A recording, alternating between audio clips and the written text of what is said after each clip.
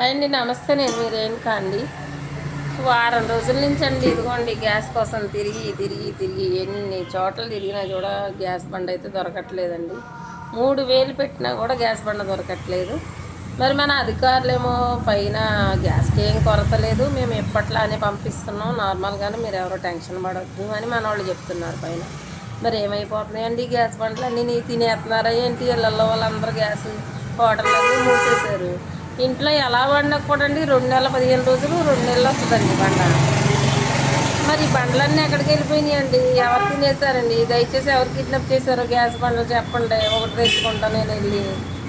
బండల్లాగా చచ్చిపోతున్నామండి, దయచేసి ఇళ్ళల్లో దాచుకున్న బండ్లు బయట పెట్టండి. ఎలా వాడినా కూడా 2 నెలలు వస్తుందండి బండ. దాచేసుకోకండి, ముందే కంగారు పడిపోయి లేనిపోయిన ఇబ్బందులు కొని తెచ్చుకోకండి.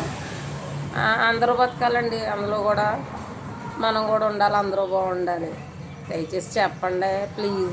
ఎక్కడ దాచేసారు? బండ్లన్నీ వెళ్ళిపోతున్నాయి, ఎవరు తీసేసుకున్నారో, ఎవరు కిడ్నాప్ చేశారు నాకైతే తెలియట్లేదండి. మీకు ఏమన్నా తెలిస్తే కామెంట్ చేయండి.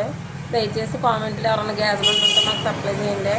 3000 ఇస్తానండి, పర్లేదు. అయినా కానీ 3000 అయినా పర్లేదు, నాకు బండి ఇవ్వండి ప్లీజ్. మా హోటల్ అయిపోతుంది.